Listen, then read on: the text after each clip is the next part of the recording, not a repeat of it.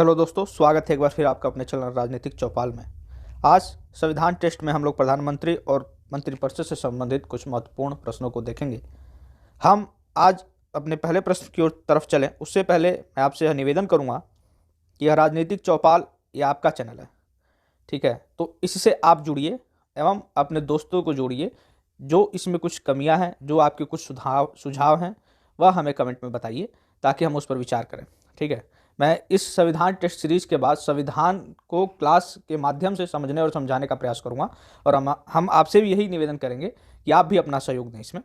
आप हमें कमेंट करके अपने आंसर्स बताया करिए और आज से जो ज़्यादा कमेंट हर वीडियो में या जिसके ज़्यादा सही रहेंगे आंसर्स, उसको मैं उसके कमेंट को मैं पिन भी करूँगा। तो बढ़ते हैं हमारे पहले क्वेश्चन की तरफ। हमारा आज का पहला प्रश्न है, सही कथन का चयन कीजिए। लगातार 2 बार प्रधानमंत्री बनने वाले गैर कांग्रेसी प्रधानमंत्री नरेंद्र मोदी हैं। दूसरा कथन है, उप प्रधानमंत्री पद का संविधान में कोई उल्लेख नहीं है। तीसरा कथन है, अब तक 7 उप प्रधानमंत्री रह चुके हैं। एवं चौथा कथन है, वर्तमान में अमित शाह उप प्रधानमंत्री हैं। कूट के माध्यम से सही आंसर देना है। केवल 1 सही है, केवल 2 सही है, मतलब केवल 2, 1, 2 और 4 सही है, केवल 3 सही है, केवल 1, 2, 3 सही है। आप बताइए क्या होगा आंसर। तो देखिए, यह तो सही है कि लगातार 2 बार प्रधानमंत्री बनने वाले गैर कांग्रेसी प्रधानमंत्री नरेंद्र मोदी जी हैं जो वर्तमान में हैं।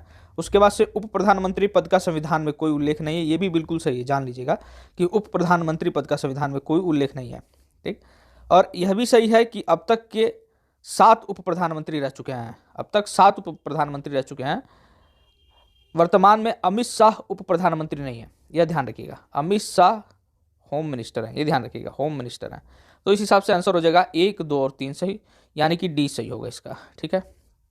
एवं आप हमें यह कमेंट करके बताइए कि सर्वप्रथम यानी सबसे पहले सर्वप्रथम कौन उप प्रधानमंत्री था। सर्वप्रथम उप प्रधानमंत्री कौन था, हमें आप कमेंट में बताएंगे, ठीक है। चलिए चलते हैं अपने अगले प्रश्न पर। अगला प्रश्न है, गलत कथन का चयन करें। ऑप्शन है, पहले गैर कांग्रेसी प्रधानमंत्री मोरारजी देसाई थे। दूसरा ऑप्शन है, प्रधानमंत्री के पद से त्यागपत्र देने वाले प्रथम प्रधानमंत्री मोरारजी देसाई थे। तीसरा ऑप्शन है, सबसे अधिक उम्र में पीएम बनने वाले प्रधानमंत्री मोरारजी देसाई थे। या चौथा ऑप्शन है, अविश्वास प्रस्ताव के द्वारा हटाए जाने वाले सबसे पहले प्रधानमंत्री मोरारजी देसाई थे। आप बताइए कि क्या क्या सही है, ठीक है। देखिए, मोरारजी देसाई 3 में है, चारों में मोरारजी देसाई है, यानी मोरारजी देसाई वाकई में कुछ इंपॉर्टेंट है। तो इसको याद रखिएगा कि मोरारजी देसाई पहले गैर कांग्रेसी प्रधानमंत्री थे, ठीक है। और सबसे अधिक उम्र तक प्रधानमंत्री बनने वाले भी, सबसे अधिक उम्र में प्रधानमंत्री बनने वाले भी प्रधानमंत्री वही थे। एवं सबसे पहले प्रधानमंत्री के पद से त्याग भी देने वाले पहले प्रधानमंत्री भी वही थे, ठीक है। लेकिन हमसे पूछ रहा है कि गलत कथन कौन सा है। तो गलत कथन है कि अविश्वास प्रस्ताव द्वारा हटाए जाने वाले पहले प्रधानमंत्री नहीं, उन्होंने त्याग पत्र दिया था, ये ध्यान रखिएगा, ठीक है। उनको हटाया नहीं गया था, त्याग पत्र द्वारा उन तो पद को उन्होंने छोड़ा था। और किसने सबसे पहले अविश्वास प्रस्ताव को हटाया गया, आइए हम आने वाले प्रश्नों में उसको देखते हैं। तब तक हम अपने अगले प्रश्न पर चलते हैं और हमारा अगला प्रश्न है, सही कथन का चयन करें। प्रधानमंत्री और मंत्रिपरिषद की नियुक्ति राष्ट्रपति करता है। प्रधानमंत्री राष्ट्रपति के प्रसाद पर्यंत पद धारण करता है। आप बताइए इसका क्या सही आंसर होगा। केवल 1 सही है, कथन 2 सही है, दोनों कथन सही है या दोनों कथन गलत है। आप बताइए। देखिए, प्रधानमंत्री एवं मंत्री परिषद की नियुक्ति राष्ट्रपति करता है, बिल्कुल सही है, ठीक है। लेकिन क्या आप फिर सोच रहे होंगे कि कैसे, अगर आपको नहीं पता है तो वो हम जल्दी जब हम आने वाले संविधान की क्लासेस शुरू करेंगे उसमें हम आपको अच्छे से बाकायदा बताएंगे कि कैसे करता है, क्या है प्रोसेस। आपको भी लगता होगा जैसे वर्तमान में माननीय मोदी जी हैं तो उनको क्या नाम है कि राष्ट्रपति ने नियुक्ति किया है। तो कैसे है, क्या है, वो हम लोग संविधान में भी फिलहाल इतना समझिए कि हाँ, उनकी नियुक्ति जो है राष्ट्रपति करता है। एवं राष्ट्रपति के जो प्रसाद पर्यंत ही प्रधानमंत्री पद भी धारण करते हैं। प्रसाद पर्यंत का मतलब है कि प्रसाद पर, ठीक ना, यानी कि प्रधानमंत्री एवं मंत्रिपरिषद दोनों जो है राष्ट्रपति के प्रसाद पर पद धारण करता है। यानी राष्ट्रपति जब चाहेगा अपना प्रसाद वापस ले लेगा, यानी कि जब चाहेगा वो हटा देगा। जबकि ऐसा नहीं है, लेकिन संविधान के मुताबिक यही है कि राष्ट्रपति के प्रसाद पर्यंत प्रधानमंत्री मंत्रिपरिषद पद धारण करते हैं। इसका आंसर हो जाएगा कि दोनों कथन सही है, ठीक है। अपने अगले प्रश्न पर चलते हैं। हमारा अगला प्रश्न है, गलत कथन का चयन करें। पीएम किसी भी सदन का सदस्य हो सकता है। पहला ऑप्शन है, पीएम किसी भी सदन का सदस्य हो सकता है।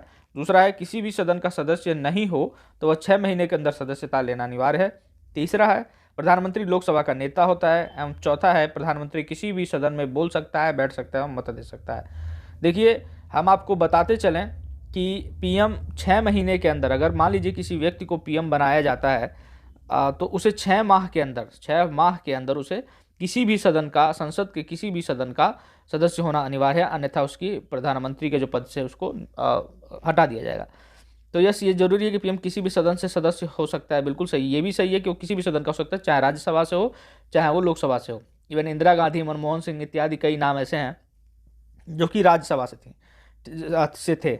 और दूसरा कि 6 महीने वाला मैंने आपको बता ही दिया, ये दोनों सही। हमको गलत कथन चयन करना है। ये है कि प्रधानमंत्री लोकसभा का नेता होता है, तो बिल्कुल प्रधानमंत्री लोकसभा का नेता होता है, वो राज्यसभा का नेता नहीं होता है। लोकसभा का नेता इसलिए होता है, आपको भी पता है कि लोकसभा यानी कि लोगों की सभा, लोक यानी लोग, लोगों की सभा, ठीक है। तो लोगों की सभा में जो जो हेड होगा, मंत्रियों का भी जो हेड होगा यानी कि प्रधानमंत्री, मंत्रियों में भी जो प्रधान होगा प्रधानमंत्री, वह जवाबदेह है, वह भी जवाबदेह है एवं मंत्रिपरिषद भी जवाबदेह है। लेकिन वो चूंकि सबसे मंत्रियों में हेड है, प्रधान है, इसलिए वो लोकसभा का नेता होता है। लोकसभा यानी लोगों की सभा का वो हेड होता है। देन अगला है कि प्रधानमंत्री किसी भी सदन में बैठ सकता है, बोल सकता है, मत दे सकता है।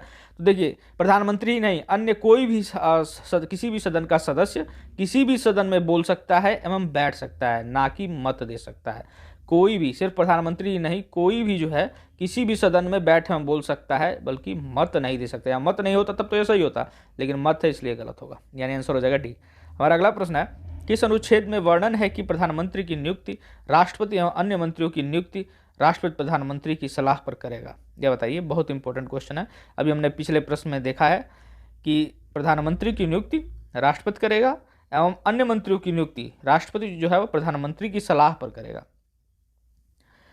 तो इसका आंसर हो जाएगा अनुच्छेद 75, ठीक है। कि अनुच्छेद 75 में यह कहा गया है कि राष्ट्रपति की सलाह पर, प्रधानमंत्री की सलाह पर राष्ट्रपति जो है अन्य मंत्रियों की नियुक्ति करता है, प्रधानमंत्री की नियुक्ति करता है। अगले प्रश्न पर चलते हैं। हमारा अगला प्रश्न है, किस संविधान संशोधन द्वारा शामिल किया गया कि मंत्रियों की कुल संख्या प्रधानमंत्री सहित लोकसभा के सदस्यों की संख्या से 15% से अधिक नहीं होना चाहिए? बहुत ही अच्छा प्रश्न है और बार बार पूछा जाता है, रिपीटेड प्रश्न है, हर जगह यह घुमा फिरा कर पूछ लिया ही जाएगा, ठीक है। रिपीटेड है, हर जगह पूछ लेता है, इसलिए आप इसको याद रखिएगा। और इसका आंसर है फैक्चुअल, एकदम याद रखिए। 73वां है नहीं, 86वां है नहीं, 86वें पर मैंने एक वीडियो बना रखी है, उस पर आप जरूर देखिएगा कि 86वें संविधान संशोधन कैसे इंपॉर्टेंट है। लेकिन 86वें नहीं, इसका आंसर हो जाएगा डी, 51वां संविधान संशोधन, ठीक है। आइए अपने अगले प्रश्न पर चलते हैं। हमारा अगला प्रश्न है, मंत्रिपरिषद किसके प्रति सामूहिक रूप से उत्तरदायी है? ठीक है, बताइए इसका आंसर। संसद के प्रति, राज्यसभा के प्रति, लोकसभा के प्रति, राष्ट्रपति के प्रति? तो देखिए, मंत्रिपरिषद सामूहिक रूप से, आप बताइए कि अभी हमने थोड़ी देर पहले देखा कि जो लोकसभा का प्रधान, ठीक है, लोकसभा का प्रधान कौन था? लोकसभा का नेता। लोकसभा का नेता कौन था? मंत्रियों का जो हेड है, यानी प्रधानमंत्री लोकसभा का हेड हो गया। आपने चुनकर भेजा है ना मोदी जी को, या किसी भी आपने मंत्री को आपने डायरेक्ट चुनकर भेजा है, कहाँ से? अपने संसदीय क्षेत्र से। और आपका संसदीय क्षेत्र मिलकर एक सदन बनता है जिसको हम लोकसभा कहते हैं, यानी जो आप लोगों का प्रतिनिधित्व कर रहा होता है, ठीक है। तो जितने भी हैं, चाहे कोई भी मंत्री हो, चाहे प्रधानमंत्री हो, चाहे राज्य मंत्री या कोई भी हो, सांसद हो, किसके प्रति, जो खासतौर से मंत्रिपरिषद किसके प्रति जवाबदेह होगा? वो जवाबदेह होगा आपके लोकसभा के प्रति। माफ करिएगा, मंत्रिपरिषद, सांसद नहीं, यहाँ मंत्रिपरिषद है। मंत्रिपरिषद सामूहिक रूप से लोकसभा के प्रति जवाबदेह होती है, किंतु वह व्यक्तिगत रूप से दो उत्तरदायित्व होता है। अगर वह व्यक्तिगत पूछ देता है यहाँ, तो व्यक्तिगत रूप से होता है वो राष्ट्रपति के प्रति। राष्ट्रपति के प्रति वो व्यक्तिगत रूप से जवाबदेही होती है, ठीक है। क्लियर? चलिए, तो इसका आंसर हो जाएगा कि सामूहिक उत्तरदायित्व, यानी पूरे मंत्रिपरिषद की सामूहिक उत्तरदायी लोकसभा में ही अविश्वास प्रस्ताव इत्यादि अन्य प्रस्ताव, निंदा प्रस्ताव इत्यादि को लाया जाता है। चलिए, हमारा अगला प्रश्न है, किस अनुच्छेद में प्रावधान है कि राष्ट्रपति एवं मंत्रिपरिषद के बीच का मुख्य कड़ी प्रधानमंत्री होगा? यह बताइए, बहुत ही अच्छा प्रश्न है। किस अनुच्छेद में यह कहा गया है कि राष्ट्रपति एवं मंत्रिपरिषद के बीच की मुख्य कड़ी जो है हमारे प्रधानमंत्री होंगे? तो देखिए, इसका आंसर हो जाएगा अनुच्छेद 78, ठीक है। अनुच्छेद 78 में कहा गया, ये भी बहुत ही बार पूछा जाता है, ये भी रिपीटेड है, ठीक है। आप पेपर उठा के देखिएगा, अगर आप दे रहे हैं कोई एग्जाम, तो उसमें बार बार ये घुमा फिरा कर कहीं ना कहीं से पूछ देता है, या 78 करके पूछ दे या कोटेशन देकर पूछ दे। अगले प्रश्न पर चलते हैं। हमारा अगला प्रश्न है, गलत कथन का चयन करिए। चौधरी चरण सिंह एकमात्र प्रधानमंत्री जो कभी लोकसभा में उपस्थित नहीं हुए। ऑप्शन ए है। ऑप्शन बी है, अविश्वास प्रस्ताव द्वारा हटाया गया, पहले प्रधानमंत्री विश्वनाथ प्रताप सिंह थे। ऑप्शन बी है सबसे कम समय तक प्रधानमंत्री रहे अटल बिहारी वाजपेयी। एवं ऑप्शन डी है सबसे ज़्यादा समय तक प्रधानमंत्री रहने वाले प्रधानमंत्री नरेंद्र मोदी हैं। तो आप बताइए क्या है। देखिए, ये चौधरी चरण सिंह एकमात्र ऐसे प्रधानमंत्री हुए जो लोकसभा में कभी उपस्थित नहीं हुए, क्योंकि इनका कार्यकाल बहुत ही छोटा था, उस समय सत्र का ज़्यादा वो नहीं रहा। तो इसलिए ये सही है, यानी सही है तो उसको काटिए। ठीक है, हमको गलत का चयन करना है। अविश्वास प्रस्ताव द्वारा हटाया गया पहले प्रधानमंत्री वीपी सिंह थे। तो देखिए, ये भी सही है, वीपी सिंह ही थे, विश्वनाथ प्रताप सिंह, जिनके टाइम पे आपको याद होगा कि जो आरक्षण का वो था उन्होंने इनकी ही देन थी, और इनको ही जो है हटाया गया था अविश्वास प्रस्ताव, क्योंकि विश्वास प्रस्ताव पारित नहीं कर पाया, तो अविश्वास प्रस्ताव के द्वारा इनको हटाया गया। और सबसे कम समय तक प्रधानमंत्री रहे अटल बिहारी वाजपेयी, ये भी सही है कि 13 दिन, मात्र 13 दिन तक के लिए ये प्रधानमंत्री रहे थे। बचा यह कि सबसे ज़्यादा समय तक प्रधानमंत्री रहने वाले प्रधानमंत्री नरेंद्र मोदी जी हैं। नहीं, बिल्कुल यह गलत कथन है। सबसे ज़्यादा समय तक प्रधानमंत्री रहने वाले प्रधानमंत्री थे, आप बताइए क्या है, कौन थे। तो इसका आंसर होगा नेहरू जी थे। नेहरू जी थे, जो 16 साल 284 दिन, 16 वर्ष एवं 284 दिन। ठीक है, नेहरू जी कितने साल तक रहते? 16 वर्ष। ठीक है, 16 वर्ष एवं 284 दिन। ठीक है, हमारा अगला प्रश्न है, अंतिम प्रश्न है। यह प्रश्न रखने का मुख्य कारण यह था कि बहुत लोग कंफ्यूज हो जाते हैं कि प्रधानमंत्री की न्यूनतम उम्र कितनी होनी चाहिए। देखिए, प्रधानमंत्री की न्यूनतम उम्र कितनी होनी चाहिए, ऐसा कोई प्रावधान संविधान में है नहीं।